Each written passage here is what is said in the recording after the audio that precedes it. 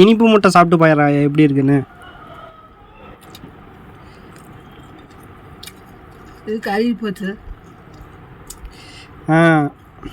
இனிப்பாக இருக்குதா இல்லையா? இனிப்பாக இருக்குது, கறி போச்சு. இப்போ தானே ஃபஸ்ட்டு டைம் இதை சாப்பிட்ற. முட்டையில் கூட இனிப்பு போடுவாங்களா? இது யார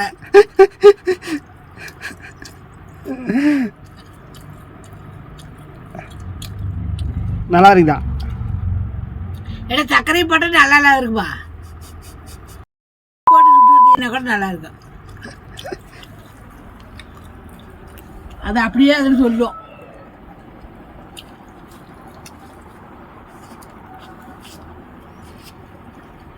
சீப்பால் மாதிரி இருக்குது.